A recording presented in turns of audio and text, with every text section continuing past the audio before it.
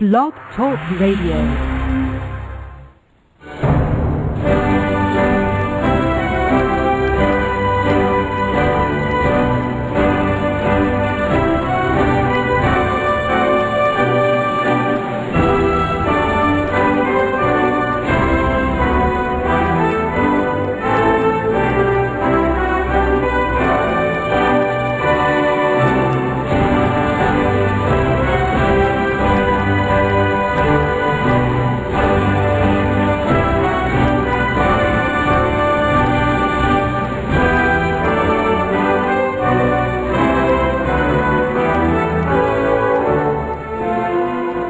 Meus amigos, estamos aqui de volta.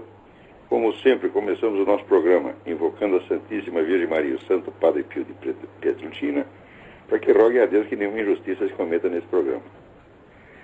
Queria antes de tudo, chamar a atenção de vocês para esta enquete que está vendo no site do Senado. Se o público aprova ou não a PL 122, a lei chamada Lei da Mordaça Gay. Eles já começaram essa enquete várias vezes e sempre que o resultado está indo na direção indesejada, isso é, sempre que o não está ganhando, eles zeram e começam tudo de novo. E já começa com, assim, 52% a favor da PL 122. Isso já aconteceu várias vezes. Quer dizer, o pessoal vai votando, então vai dando ali. A última vez que eu vi estava assim, estava 68% contra. Aí zerou e começa tudo de novo. Então essa técnica vem sendo usada em todo o mundo, isso não é uma coincidência, isso não é um erro, não é uma distração. Essa mesma técnica foi usada para aprovar o Tratado de Lisboa, que é onde é a Constituição da União Europeia. Eles fazem um plebiscito, daí se o plebiscito não dá o resultado que eles querem, eles zeram tudo e fazem outro, e outro, e outro. Até, por coincidência, dá o resultado que eles querem. Aí para, aí não tem mais outro plebiscito. Eles olha, meu filho, se você faz 10 votações, né, e um lado ganhou em 9, tá certo? E o outro ganhou em 1, então é evidente que no total, né, o lado vencedor continua o mesmo. Mas para eles não é assim. Quer dizer, as eleições anteriores não são cumulativas. A eleição seguinte, a votação seguinte anula a anterior. Então é só você repetir um certo número de vezes e vencer pelo cansaço. Quer dizer, votamos aqui o não. Mas não valeu. Votamos o não de novo. Mas não valeu. Votamos o não de novo. Não valeu. Quer saber? Eu vou votar sim para acabar com essa porcaria. É assim que se faz.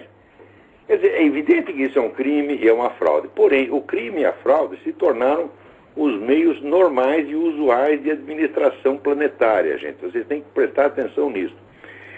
Todas essas coisas, essas técnicas foram estudadas com muita antecedência. Quer dizer, como é que você modifica, por exemplo, o resultado de uma eleição? Como é que você faz as pessoas se adaptarem àquilo que elas odeiam?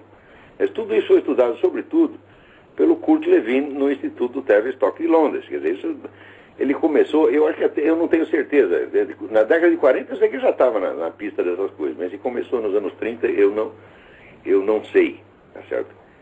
E, inicialmente, você vê que o próprio Kurt Lewin, disse que era um grande psicólogo, jamais ninguém, admiração ao Kurt Lewin, o próprio Kurt Lewin, ele começou com intenções muito boas, né? Que a intenção era a seguinte, como é que eles alemães todos viraram nazistas e como é que nós vamos mudar a cabeça deles depois da guerra, né? E houve, de fato, na Alemanha, empreendido pelos americanos, um esforço de reeducação, né, do povo alemão, e todas as técnicas usadas foram desenvolvidas pelo Kurt Lewin. Mas acontece que depois o pessoal começou a usar isso para tudo o que eles querem. Quer dizer, uma coisa é a seguinte, é você convencer o sujeito a largar de ser nazista, né? Como você pegar um criminoso, vamos reeducar o criminoso para ele tirar essa ideia da cabeça dele, quem sabe ele cria uma aversão por essa conduta criminosa, etc, etc. Só que agora a coisa está sendo usada para mudar todas as opiniões que essa elite globalista julgue inconvenientes ou lesivas, mas de acordo com a cabeça deles. Entendeu?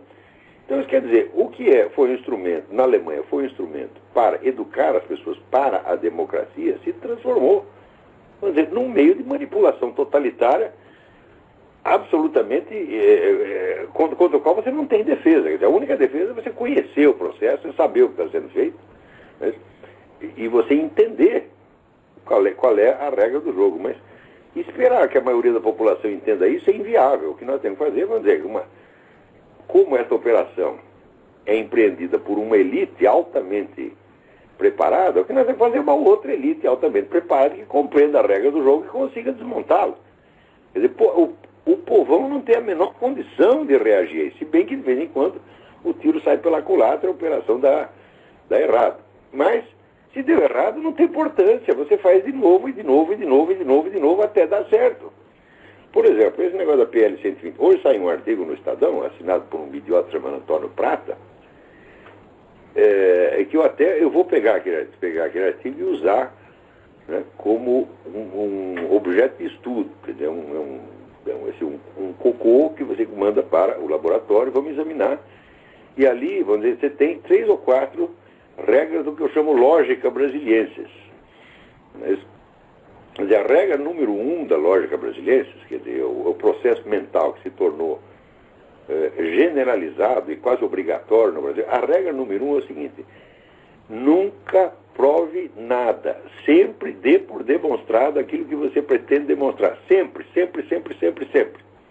Quer dizer, você já toma como premissa da sua argumentação aquilo que você deseja provar. Então, como esse Antônio Prata é a favor da PL 122, é um gaysista fanático louco, então ele raciocina como se o leitor fosse também um gaysista fanático louco, que já aceita a premissa dele, ao qual nada precisa ser provado, nada precisa ser demonstrado, né? Por exemplo, ele acha que é terrivelmente antidemocrático você rir de uma piada do Juca Chaves a respeito de gay. Agora, não é antidemocrático, né? O seu Luiz Mota, por exemplo, andar espalhando aí que entre Jesus Cristo e São João havia um caso homossexual.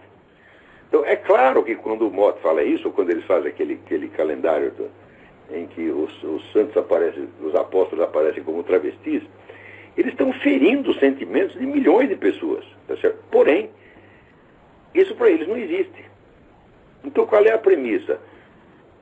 Você não tem o direito de ter outros sentimentos senão aquilo que nós temos. Se você tem outro sentimento, ele não é reconhecido como existente. Tá certo? E, se ele for reconhecido como existente, ele será dado como um escândalo. Como uma coisa absolutamente inaceitável, maligna. Então, isso quer dizer que o simples fato, né, de você seguir uma religião, de você acreditar num corpo de doutrina e você ter se imbuído dos sentimentos inerentes àquela religião, já te torna um réprobo, né, uma pessoa socialmente destrutiva. O que é socialmente construtivo é você ensinar as crianças a praticar a homossexualidade desde pequenininho. Agora, mesmo supondo-se que, não admitindo a hipótese de que esta posição gay fosse viável e defensável, ela teria que ser provada e discutida, mas ela não pode ser provada e discutida. Então ela é imposta como fosse uma coisa que você já concorda. E se você não concorda, há algo de errado em você. Então, esse é um processo de inibir a cabeça do público, de proibir você de pensar o assunto. E tudo isso foi também, se vocês estudarem direitinho as obras do Kurt Lewin e outros, vocês verão que tudo isso foi pensado com muita antecedência e está sendo aplicado em escala planetária, de modo a tornar as pessoas incapazes de reagir aos fatos mais óbvios. Você vê o que está acontecendo aqui nos Estados Unidos. O senhor Obama já tem dado várias mensagens visuais da mais alta significação. Por exemplo, todos os políticos aqui, em cerimônias oficiais, eles sempre usam, vamos dizer, um alfinete na lapela com a bandeira americana. Todos os partidos sempre usaram. O Obama tirou e não usou. Você diz, uma coincidência. Depois aparece o Obama várias vezes, quando houve o nacional. Aqui a regra é o seguinte: se você é militar, você presta continência, e se você é civil, você põe a mão no coração, quando se toca o hino nacional americano. Né? Aqui isso sempre foi seguido muito mais à risca do que no Brasil. No Brasil a coisa é mais informal, mas aqui não, aqui é formal, essa é a obrigação. O Obama houve cruzando as mãos em cima do saco, houve o hino nacional cruzando as mãos em cima do saco. Já fez isso várias vezes. Logo após ele ter dado essa demonstração de que ele é totalmente indiferente e insensível a essas regras de polidez patriótica, o que ele faz? Ele abaixa a cabeça perante o rei da Arábia Saudita e abaixa a cabeça perante o primeiro-ministro chinês. Quer dizer, perante os símbolos nacionais, ele sou altivo e independente. Perante o inimigo, é subserviência. Fala, mas a mensagem visual é claríssima. Se vocês acham que isso aí é uma iniciativa do senhor Obama, uma pura falta de educação do senhor Obama, não é. Isso é calculado, gente. Você faz isso umas 20 vezes, você vai ver as pessoas começarem a ficar inibidas de pôr a mão no coração quando houve o hino nacional americano. Porque o presidente não põe. Então significa o seguinte: ele inaugurou uma nova regra. Agora, perante o rei da Arábia Saudita, ele quase se ajoelha. Nós sabemos por que ele faz isso. Porque toda a carreira política dele foi subsidiada por potentados sauditas. E se você... Outro dia apareceu no YouTube uma coletânea das declarações do Obama a respeito do Islã. É uma coisa assim, vamos dizer, de um amor e uma devoção sem fim. Quer dizer, uma adoração ao Islã. Quer dizer, as coisas maravilhosas que ele fala do Islã, ele jamais falou a respeito do cristianismo ou do seu próprio país. Ninguém mereceu do Obama palavras de louvor tão entusiástico quanto o Islã. Né? Além disso, ainda tem aquele famoso lapsus linguae, um dia que ele falou, minha fé islâmica. Eu digo, você começa a somar essas coisas todas, eu digo, peraí, isso aí não pode ser coincidência. Esse conjunto não pode ser coincidência. Porque nós temos que raciocinar que nem raciocinava o falecido Joe McCarthy. Eu sei que dar razão para o Joe McCarthy em qualquer coisa, mesmo quando ele diz a verdade óbvia, é politicamente incorreto. Mas ele dizia o seguinte: se essas coisas fossem apenas erros ou lápis, não é possível que os caras errem sempre contra nós. Se são apenas erros, né? O erro às vezes prejudica um, às vezes prejudica o outro, mas erros que sempre prejudicam o mesmo, realmente não é possível, né? Vamos supor, você está andando pela rua, seu vizinho tem um cachorro. O cachorro deixa todo mundo passar e morde você.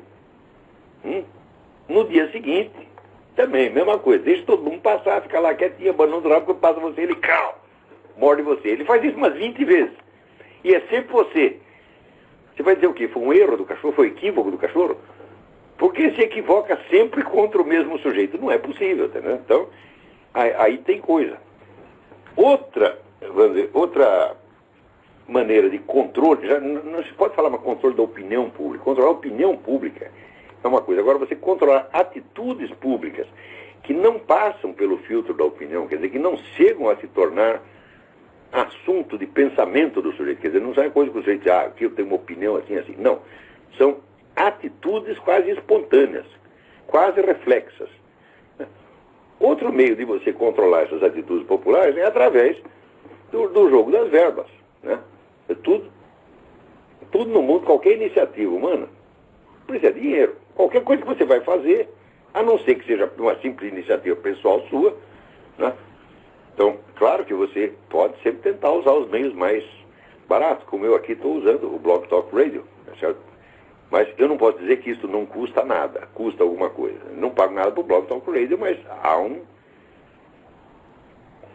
todo um sistema de trabalho embaixo, então custa alguma coisa.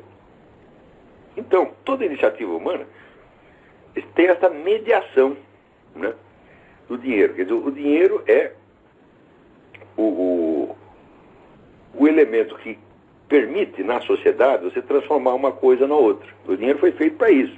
Quer dizer, ele tem uma função quase alquímica, ele é um meio de ação. Aliás, na verdade, ele não é um meio de ação, ele é um meio de você conquistar meios de ação. Mas, então, em princípio, vamos dizer, não deve ser o dinheiro que determina o que você vai fazer com ele. E ao contrário, você tem o dinheiro, você faz o que você quiser com ele. Porém, na prática, quando você não tem os meios, mas você precisa do dinheiro, não custa nada o fornecedor do dinheiro dizer, olha, eu te dou o dinheiro, mas você não faz isso que você quer, você faz outra coisa. Para mim sempre foi assim, sempre que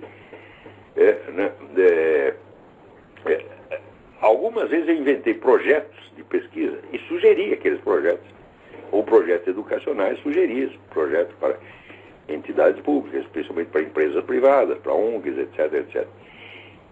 E, invariavelmente, eu acabei desistindo, por quê? A resposta era, nós te damos a verba, contanto que você faça outra coisa. Né? Então, esse é outro projeto, não é meu, o projeto é seu. Você pega o seu dinheiro com o seu projeto e faz o que você bem entender. Não é isso? Então, por exemplo, já começo dos anos 90, de 80 para 90, eu tendo observado a existência daquele viés esquerdista sistemático na grande mídia brasileira, eu criei um projeto de pesquisa. O projeto era muito complicado e ia ter que empregar umas 50 pessoas, então é claro que eu não ia poder fazer aquilo sozinho. Então eu fui para empresas, fui até para as Forças Armadas, fui para o Exército Brasileiro, Biblioteca do Exército. Né? Conto até vocês, apresentei isso vou até dar os nomes aos bois. Fui lá no Coronel Macedo, que é meu amigo, que é da Biblioteca do Exército, e levamos o projeto para o general Leônidas Pires Gonçalves, o qual sentou em cima do projeto e nunca mais ouviu falar. Note bem, se no começo dos anos 90 você tivesse uma pesquisa científica mostrando, vamos dizer, com todas as provas requeridas, o viés esquerdista da mídia nacional, isso poderia justificar um movimento de empresariado, um movimento de patrocinadores para pressionar os donos de jornais para mudar a atitude. Se acontecesse isso, o Lula jamais teria chegado à presidência da República. O MST não teria crescido do jeito que cresceu, ao ponto de poder fazer todas as violências que faz hoje. O banditismo não teria chegado ao nível que chegou. Porque todo o crescimento do banditismo foi a partir da Constituição de 88. Então, se você pegasse o bicho enquanto ainda está pequenininho e controlável, podia ter acabado com ele. Eu sabia que o instrumento central da manipulação da opinião pública brasileira é, evidentemente, a mídia. E o pessoal do Partido Comunista, etc., seguindo a receita do Antônio Gramsci, mas não, vocês não têm que fazer apenas propaganda política como os partidos usualmente fazem. Você tem que dominar os meios de comunicação. Em princípio, os meios de comunicação são de comunicação, quer dizer, que a comunicação que vai e a comunicação que volta. Quer dizer, na mídia, um diz uma coisa, a outra responde outra coisa. Então, a mídia seria, em princípio, o meio. Mídia quer dizer, medium quer dizer o meio, tá certo? Então, por definição, aquilo que está no meio não está num dos lados. Preste bem atenção, quer dizer, o meio de comunicação não é um instrumento político, ele é o lugar onde se dá a disputa política. É assim como se você tem sei lá, um estádio de esporte, lá tem um ringue de boxe, o dono do estádio, o dono do ringue, né? Ele não é ele que vai lutar, tá certo? Então, ali é o lugar onde se dá a luta. Muito bem. O Antônio Gramsci já chegou à conclusão, falou, não, mas para que nós vamos apenas dominar os meios de propaganda política usual? Nós temos que dominar a própria circunstância, o próprio cenário onde se dá a disputa, de maneira que aconteça, a gente ganha sempre. Sempre, quer dizer, invariavelmente. E isso aí é exatamente os meios de comunicação. Então, como é que você faz? Você vai ocupando espaço e você vai gradativamente, cuidadosamente, mudando, por exemplo, os critérios de seleção de notícias. Se você observar, por exemplo, ao longo dos últimos 20 anos, né, se você somar os casos de tortura e morte de prisioneiros políticos em Cuba, né, no Vietnã, na Coreia do Norte, né, na China, é uma grandeza, gente, é uma grandeza, é um genocídio. Então, não é que você vai proibir totalmente. De vez em quando você publica uma coisinha sobre isso. Agora, todo dia você publica alguma coisa sobre os prisioneiros de Guantánamo. Tá certo? E, lá, então a soldada botou a calcinha na cabeça do prisioneiro e o outro deixou o cachorro latir para o prisioneiro. E você chama isso de tortura. E você vai aos poucos. Olha, na China cortaram o pé da mulher que estava tentando, os dois pés de uma velhinha que estava tentando fugir do território. Nos Estados Unidos colocaram a calcinha na cabeça do prisioneiro e o cachorro latiu. E você vai usando sistematicamente a mesma palavra para descrever as duas coisas. Daqui a pouco, né, você vê, não faz parte das habilidades normais do cidadão inventar a sua própria linguagem. Ele usa a linguagem a que ele tem acesso nos meios de comunicação e na escola. Se ensinaram ele a falar assim, ele vai falar assim. Por quê? Não é que ensinaram, chegaram, meu filho, você deve falar assim. Não. Se falar isso, pode suscitar discussão. O cara pode dizer, não, eu não quero falar assim. Agora, se automaticamente todo mundo já começa a falar assim e não há a hipótese alternativa, então somente um gênio vai pensar uma hipótese alternativa. E você sabe que as populações não são constituídas maciçamente de gênios. Então isso aí dá aos humanos o controle total. Né? Então, você veja, esse negócio das fontes de dinheiro para pesquisa e para ONGs, hoje é a coisa decisiva no mundo. Porque cada um desses bilionários que financia essas coisas, ele tem seus próprios planos. Então, é claro, ele só financia aquilo que combina com os planos dele. Então, se você tem um projeto de pesquisa e vai lá pedir dinheiro para o Jorge Soros, pode tirar o cavalo da chuva, meu filho. Você vai fazer a pesquisa que o Jorge Soros quiser e com o resultado que ele vai te dar. Senão, não tem verba. Isso é assim hoje, quer saber, em toda a medicina mundial. Você não pode mais confiar em nenhuma pesquisa médica porque o dinheiro está correndo solto. Até a revista Lancet, que é a revista médica britânica, a revista médica de mais alto prestígio no mundo. Né? Você tinha dois, você tinha o BJM, o British Journal of Medicine, e a Lancet. Agora você já vê os dois de sacanagem. Então, por exemplo, essas pesquisas sobre fumo passivo, né? O fumo passivo causa não sei o quê. Você sabe como é que são feitas as pesquisas? Eu vou contar para você. Eu digo, é impossível você medir fumo passivo, tá certo? Porque é o seguinte, todo mundo está submetido ao fumo passivo. Então, não tem como você diferenciar quem sofreu o impacto do fumo passivo e quem não sofreu. Então, como é que eles fizeram? Eles reuniram pessoas quaisquer, né? E perguntavam para as pessoas, pegavam pessoas doentes de câncer e perguntavam para elas se elas tinham sofrido o impacto do fumo passivo. E elas, assim, meio de memória, acabavam até exagerando, né? Se o pai do sujeito fumava 20 cigarros por dia, não, meu pai fumava 80. Né? E com isso eles foram somando esses depoimentos e chegaram à conclusão de que o fumo passivo mata. E isso é vendido para vocês como uma coisa verdadeira. Tá aí esse merda desse Zé Serra. O cara vive disso. De repassar para vocês esse gênero de mentira. E criar essa histeria antitabagista, essa loucura, né? E vai dizer, o sujeito puxa um cigarro aqui. Esse teste eu já fiz, gente. Quer dizer, eu puxo um cigarro, olha, eu fumo pra caramba, tá certo? Há 40 anos eu fumo no mínimo, dia que eu fumo pouco, eu fumo 2 mais por dia. 40 não, peraí. Eu estou com 62 para 63, quer dizer, são 44 anos. Não, mais. Peraí, 47 anos. A quantidade de cigarro que eu fumei já era para ter matado umas meia dúzia, tá entendendo? Se isso fizesse mal mesmo, tá entendendo? Então quando o cara chega, passou dos 60, aí ele começa a ter um pigarro e tal, daí a pessoa, tá vendo? Vai morrer. Eu digo, não, meu filho, você vai morrer antes de mim. Né? Então, eu com todo esse exagero, essa pletora, né,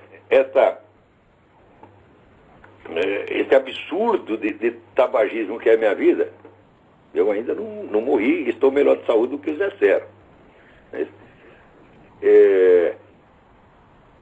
Agora eles vão dizer, não, você matou um bocado de gente pelo caminho. Eu digo, eu sei. Por quê? Porque eu puxo um cigarro aqui, o sujeito a 20 metros já começa a tossir. Mas eu digo, peraí, eu não acendi ainda. Daí o cara, é.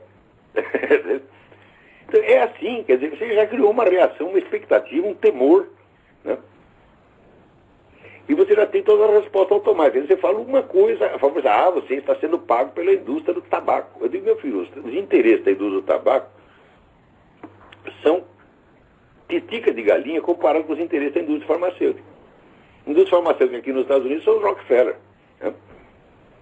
Agora, através desse negócio da circulação de verba, você domina tudo. Tá aí. Aqui uma notícia que chega na coluna do meu amigo Cliff Kincaid. O Jorge Soros, que é ateu declarado, pró-comunista, né?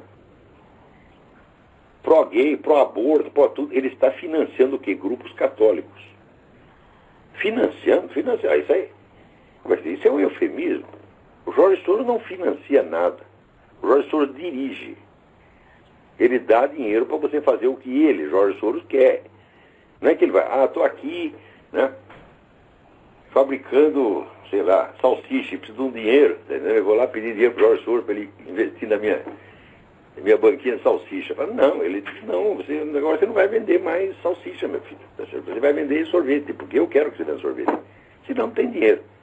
Então, esse catolicismo, dessa gente que aceita dinheiro do Jorge Soros, vai praticar o catolicismo do Jorge Soros. Tá certo? Agora você não tem como reagir a essas coisas. Não tem. Né? Então, você veja, por exemplo, aqui essa semana apareceu aí o senador Álvaro Dias, né, dizendo que na Petrobras, o desvio nas obras administradas pela Petrobras já chegou a um negócio de bilhões de dólares. Tá certo? No entanto, não pode investigar. É proibido saber. Tá certo? Então, é assim que os caras... Quer dizer, não tem que... Como se pode ser contra uma investigação, meu Deus do céu?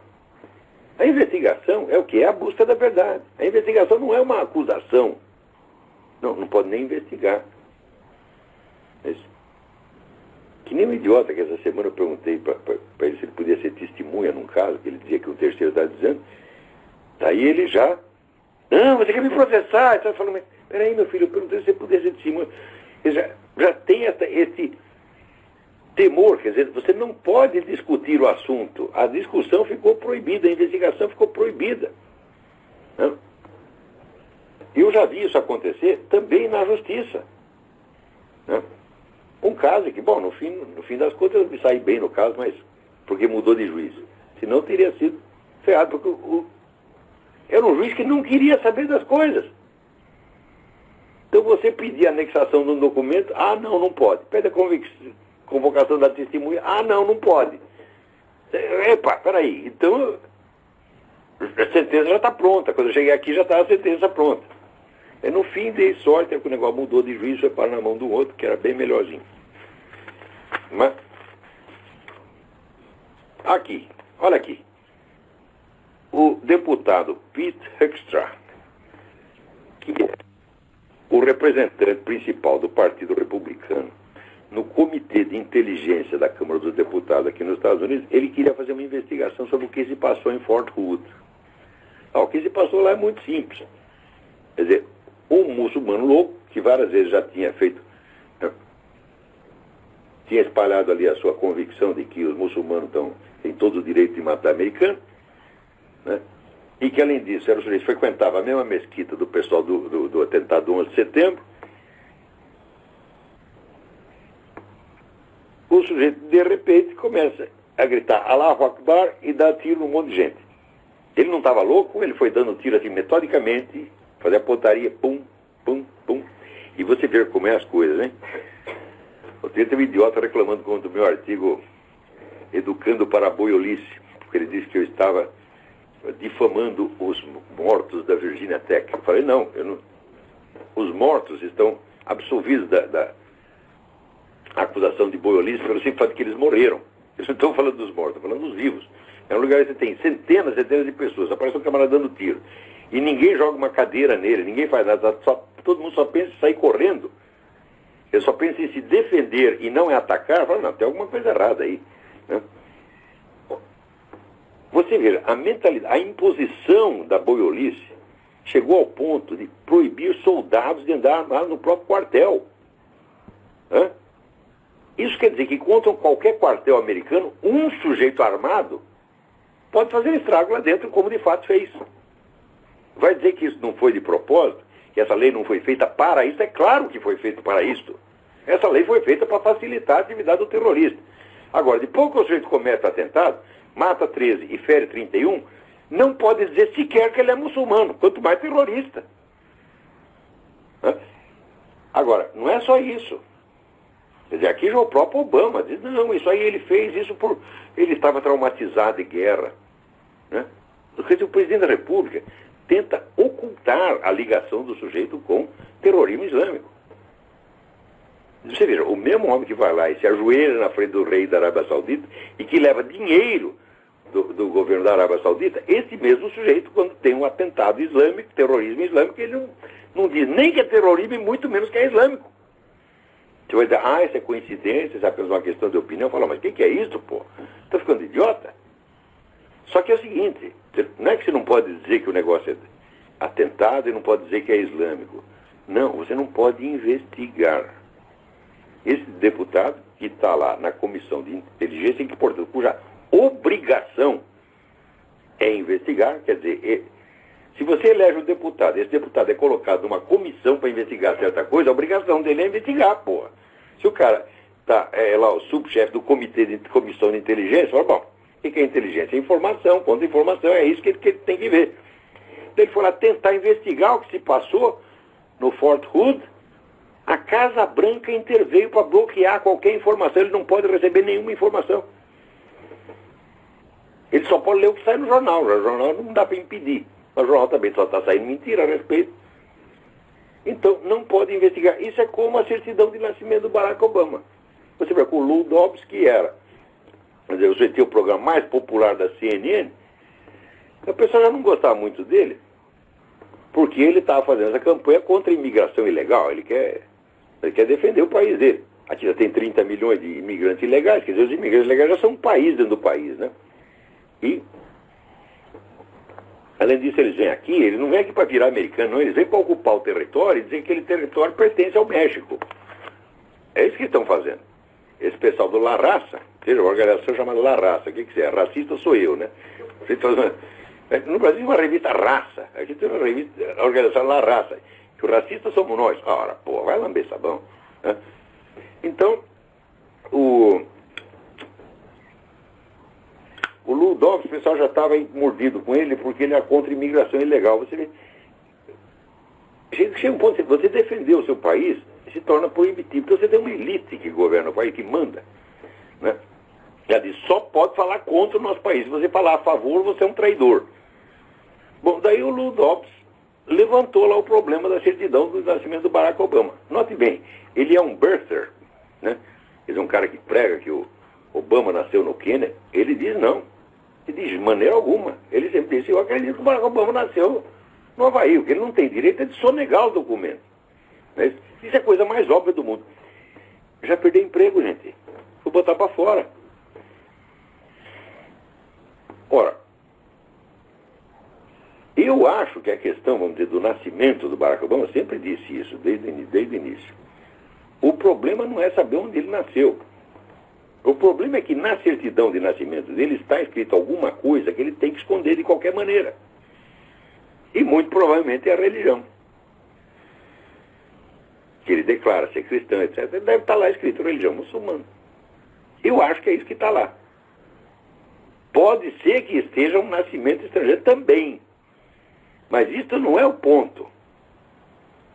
Né? Então,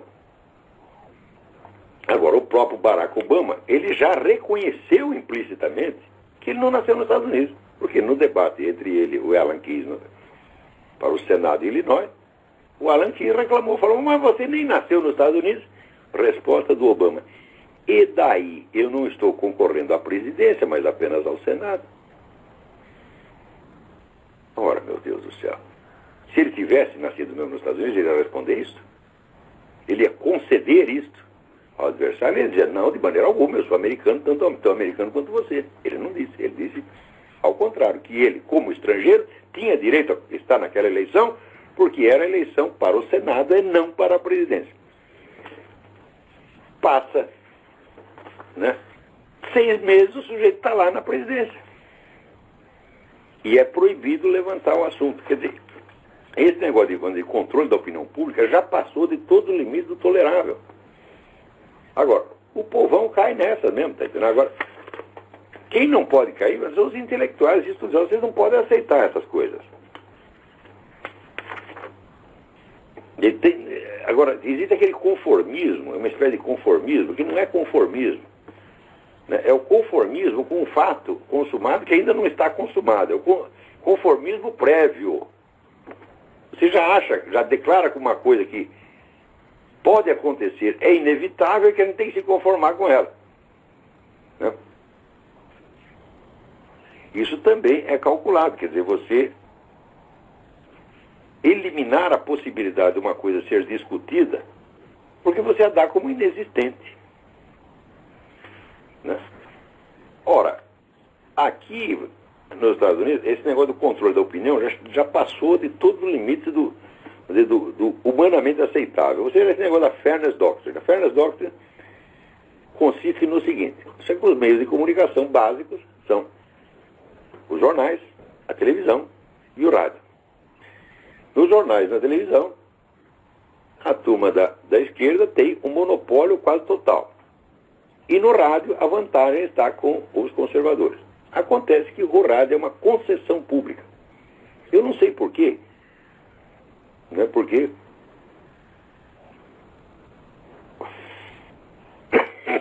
que eu saiba, a atmosfera onde circulam as ondas de rádio é um território livre. Agora o governo declara que ele é o dono do ar.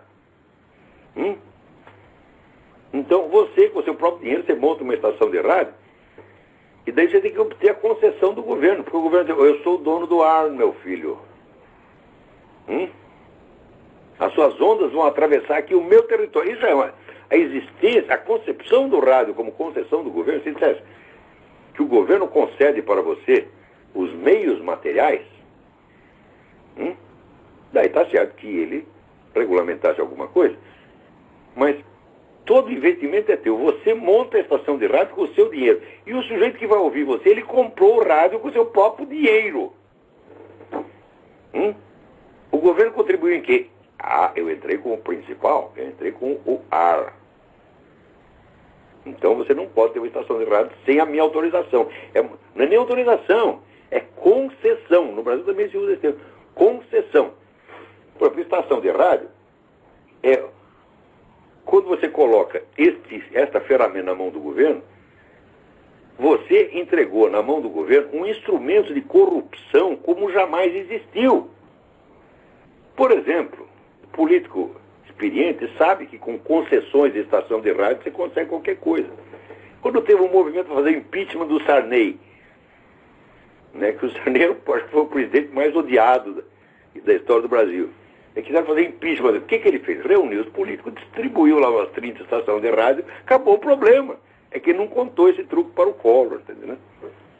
Então, aqui eles estão querendo impor aquilo que eles chamam Fairness Doctrine, doutrina da justiça, ou da equidade. O que é a equidade? Se você dá a sua opinião, você é obrigado a dar também a opinião contrária. Só que isso, como isso só vale para o rádio, não vale para a televisão e não vale para os jornais. Então, o que significa isso? A esquerda, com um toque de caneta, o Obama assina essa porcaria, né, ela pega metade do espaço que é dos conservadores. Quer dizer, é claro que isso é uma empulhação, é claro que isso é vigarismo, só que eles não estão contentes de fazer isso no rádio, eles querem adotar isso na internet também. Isso quer dizer que se eu, aqui nesse programa, digo: seu fulano é um filho da puta, né? Independentemente do seu fulano ir para a justiça e pedir direito de resposta, eu já tenho que trazer o seu fulano aqui para ele dizer: não, filho da puta é você.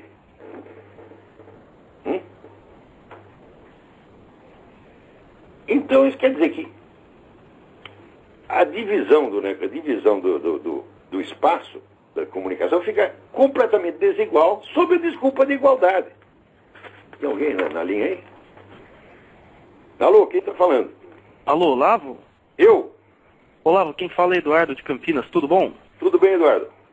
Olavo, eu estava lendo o seu site, olavodecarvalho.org, e eu acho que eu li uma coisa assim, eu não sei se eu li direito, se eu li errado, se eu entendi mal, devo ter entendido mal, porque eu sou meio burrinho.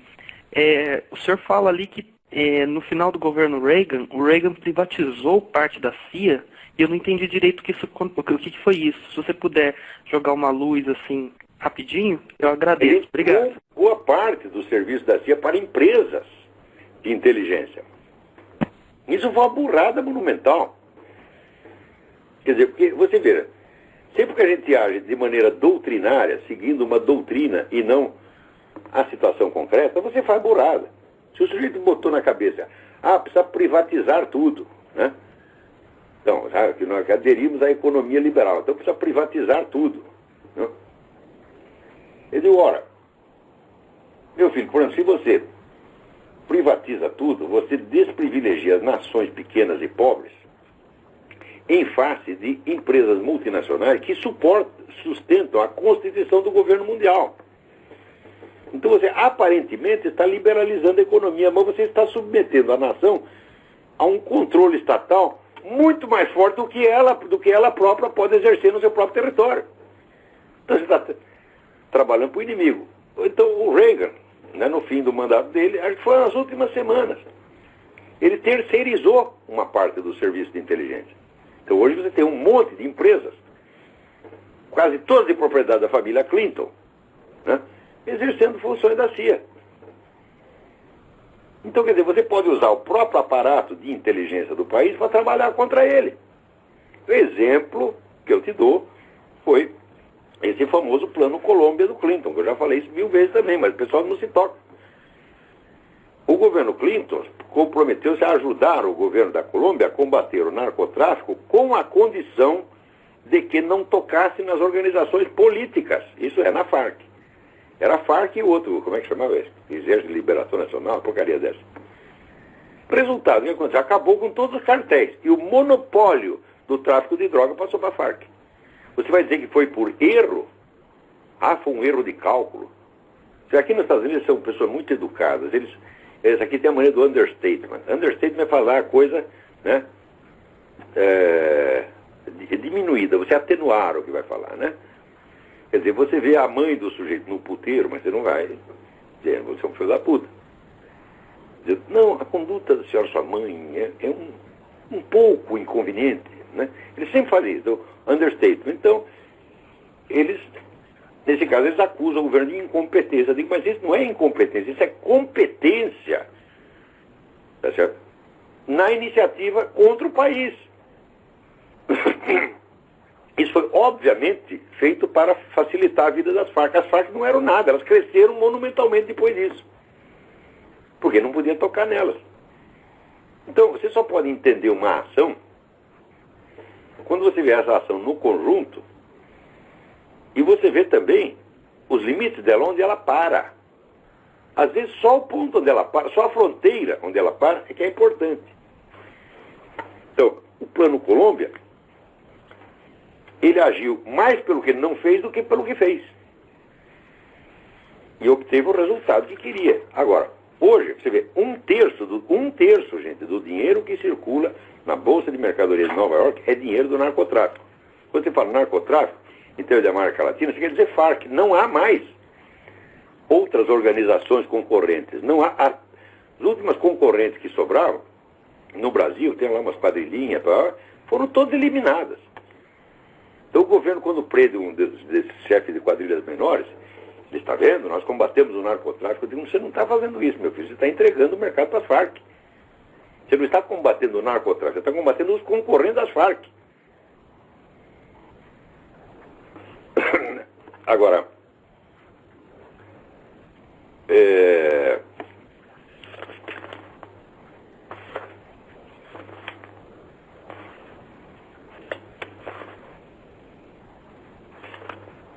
então, agora com esse negócio de Fairness Doctrine e todos esses meios de controlar a circulação de opiniões que os caras têm, a coisa virou uma briga totalmente desigual. Se você pegar, por exemplo, toda a grande mídia dos Estados Unidos, do Brasil, da Europa, ela é 100% gaysista. O argumento contrário não entra. Quando entra assim, você faz 1000 matérias a favor de uma coisa e deixa um sujeito reclamar um pouquinho.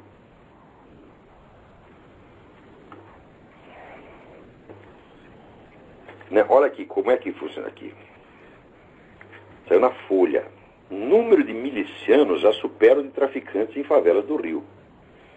Atenção, as milícias formadas por grupos paramilitares estão cada vez mais presentes nas favelas do Rio e já superam os traficantes de drogas. Segundo a pesquisa feita pelo NUPEV, o Núcleo de Pesquisa de Violência da UERJ. Ah, meu Deus do céu. Se as milícias superam em número os traficantes estão perdidos.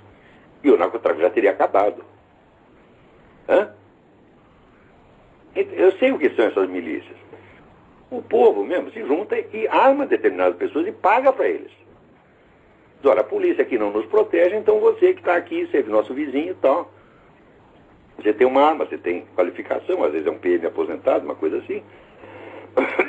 Você vai nos ajudar. Então é assim que se formam essas milícias, minha gente. Para defender a própria população. Agora, o que já está sendo calculado? A extinção dessas milícias. Então, a polícia não te defende, nós não deixamos a polícia entrar no morro. E se você contrata pessoas para te defender, nós tiramos a arma dessas pessoas, senão a matamos. Então já estão preparando a extinção das milícias, porque as milícias estão atrapalhando a atividade das Farc.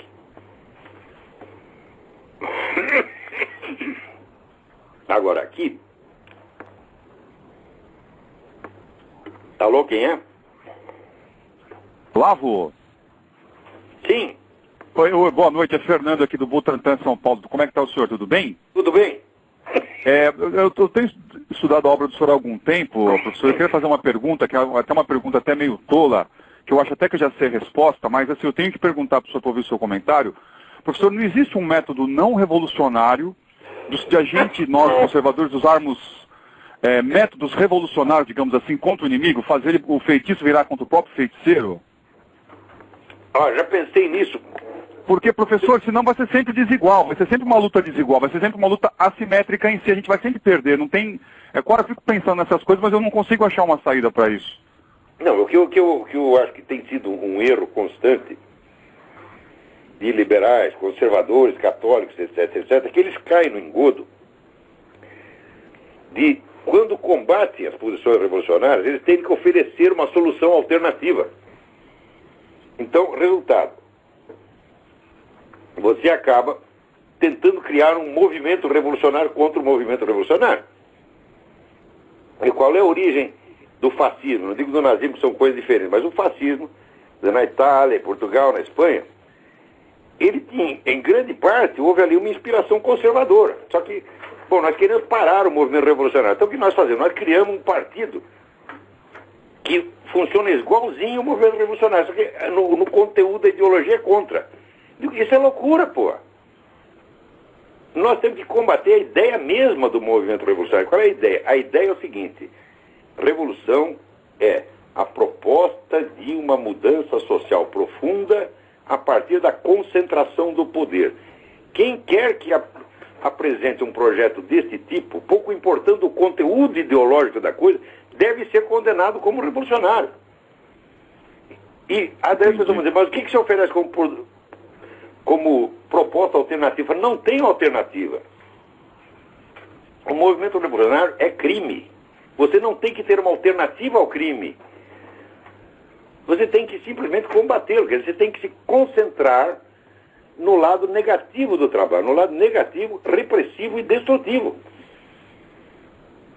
Você não tem que oferecer proposta alternativa. Por exemplo, para você combater o narcotráfico, tem que ter uma proposta alternativa?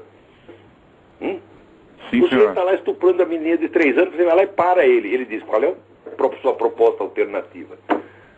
Tem que responder, alternativo caralho, pô. Você para com isso já. Nós não temos que decidir o destino do mundo. Nós temos apenas que eliminar o mal que está ao nosso alcance. Agora, professor, do ponto de vista psicológico, por que o ser humano vive sempre tão refém dessa ideia futura de uma utopia? Por que a gente não consegue simplesmente esquecer um negócio desse e enxergar a realidade assim? Parece que o ser humano vive sempre refém. Karl Marx, por exemplo, vive disso, né? Vive de vender uma utopia, as pessoas vivem isso, e as pessoas acreditam nisso. Então o que acontece é que quando você é contra uma utopia, você inventa uma outra utopia contrária. Então o pessoal não sai, vamos dizer, do jogo revolucionário. Quer dizer, esse pensamento utópico, ele dominou o mundo, esse pensamento revolucionário dominou o mundo de uns 3 séculos para cá. Ele não é inerente à condição humana. Ele não existiu sempre, ele apareceu num certo momento da história e ele vai desaparecer. Agora, se nós não o combatemos na raiz, se nós combatemos apenas certas manifestações do movimento revolucionário, mas no fundo aceitamos o princípio revolucionário, que é o de reformar toda a sociedade a partir de uma concentração de poder, nós continuamos dentro desse jogo. Nós temos que parar isso. A pessoa diz, mas tem uma proposta de mundo melhor. Eu falo, eu não quero um mundo melhor, eu só quero que vocês parem de piorá-lo. Você está entendendo? Entendi, professor. Porque assim, dá a impressão que assim, uma vez criado esse negócio, nunca mais ninguém vai conseguir desinventar isso daí. O sujeito está batendo em você. E você consegue segurar a mão dele. E forçar ele a parar de bater em você. Daí ele vai dizer, qual é a alternativa que você oferece? Qual é a sua proposta? Quer dizer, para combater o mal mais óbvio e patente, não é preciso ter alternativa. Quer dizer, a própria ideia de alternativa já pressupõe que tudo que possa vir de bom tem que vir através de uma elite revolucionária. E por que não deixar as coisas... Será que a sociedade mesma, dentro da imensa variedade de situações que enfrenta, ela não pode encontrar suas próprias soluções quando ela parar de ser atormentada pelo discurso revolucionário? Quer dizer, o discurso revolucionário pressupõe que um certo grupo ativista tenha soluções para tudo.